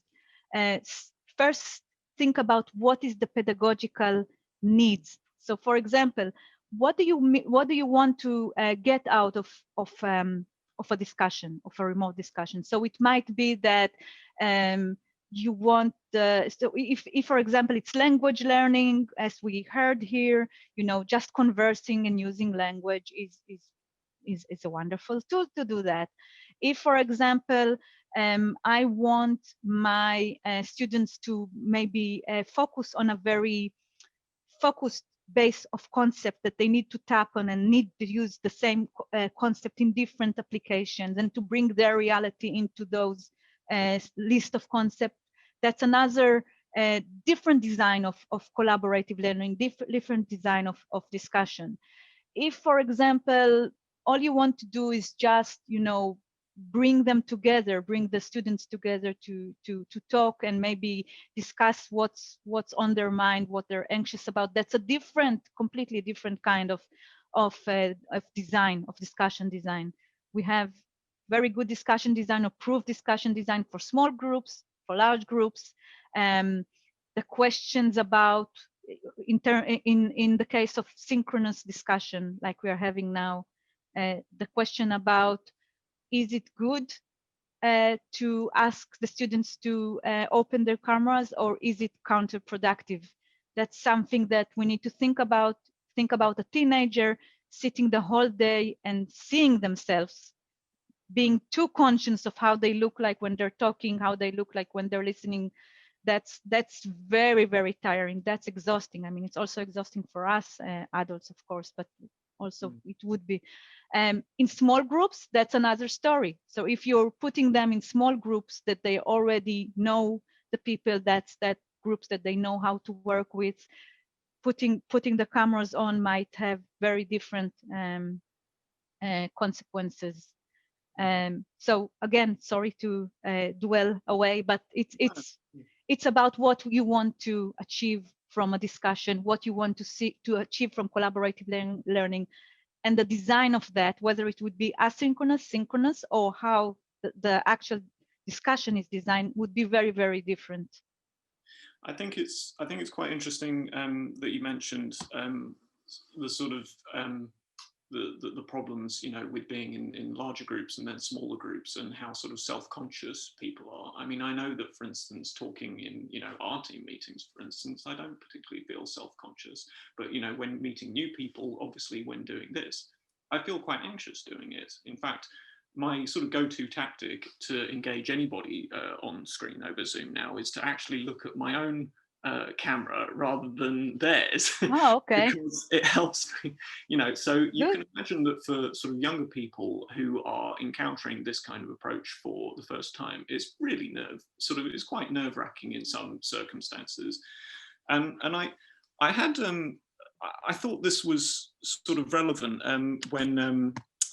when thinking about a kind of, if we were designing kind of like an emergency sort of toolkit or a kind of emergency guidance for how, you know, that took into account the well-being of sort of students in another kind of lockdown or another situation very akin to this, what do you think should be in that kind of toolkit, in those kind of set of recommendations for either teachers or parents, whichever, you know, you fancy answering? Yeah, so I think, well, as you would imagine, Roland and everyone in our team, the main thing that we would all say when asked that, look at what worked in the first round and what didn't work in the first one and make some adjustment. That sounds so trivial. You know, you don't need to be a researcher and tap into the evidence of 20-something years of learning sciences and online learning practices. You just need to look 2 months ahead or 2 months previously, and to think about what worked, what didn't work. If we were to speak with each other, again, in teachers' communities, for example, we could share what worked, what didn't work. Just as an example, talking heads. So we all know that, you know, talking heads is very, very exhausting cognitively. There is a major cognitive overload for students sitting all day and looking at talking heads, because in our mind we are kind of trying to complement the mental image of the person we are seeing in front of us. It's very, very exhausting. One of the things that I heard a brilliant teacher talking about is that they found that standing in front of the camera and using gestures and pointing to some kind of a whiteboard, and it was much more effective for them, especially with primary children, primary school children, because it was very familiar to the primary school children. B, it was less loading on their cognition, so it was the cognitive overload was less burdening to them. So it's a charismatic thing as well, isn't it? It's why humans gesture to one another anyway, because it emphasizes so well. Exactly, but it's also, you know, most teachers know already very well how to do that, because this is what they're doing every day, you know, in class. So that is something that they know to do very well. Sitting all day in front of Zoom and just with this talking head format is new, is something new to everyone and very tiring. So just as, you know, something very, very simple, talk, share what's working, what's not working. Another thing is, you know, and maybe I will contradict what I just said a bit, but not necessarily. We must take a very, very, very big step out of the notion that virtual learning is a replica of face-to-face learning, but just on a screen. It's not. It's completely not. And that also can explain why some students or particular groups of students find it so hard to go on to remote learning, and then back to physical learning, and maybe in the next months back to remote learning. It's really a very different scene of learning. Students in online learning mode should be much more self-regulated, so their ability to self-regulate their learning should be on a much higher scale than in face-to-face teaching. Sorry, engagement is completely different and completely central to that. Collecting data. If the cameras are closed all day and you don't really know what your students are doing, whether they are actually present in their learning experience or no, you must, step up your data collection strategies. And I see that the judges are here, so I won't take any more of your time. I hope we were able to entertain everyone. You've done a very heroic effort. I really appreciate it, Carmel. Thank you very much. So yes, we have the judges back in the room. Hopefully all mics and cameras working. Thank you to the audience for waiting. Do we have a consensus, and would one of you like to make the announcements? If not, you can type them in the chat, and I will announce them. Go, Sam. Me? Yeah. More than happy to. I mean, it was a hard decision, guys. So thank you so much for the presentation. You could see how long we spent discussing all of the businesses and talking about the problems that you're solving, and I've really enjoyed today. But I will get straight through to announcing the 3 that we've selected. So we've selected 2 runners up. Yeah, so 1 winner. Sorry. You got 1 winner. Yeah, 2 runners up and 1 winner. We didn't do a draw, even if we wanted to. So our runners up, I'll start with those 2. So the 2 runners up that we have selected, they are Enrollee and Little Bridge. So congratulations, guys. Well done. I wish we had everyone's sound on and we could see everyone's faces. Oh yeah. Thank you, Caitlin. Jeffrey.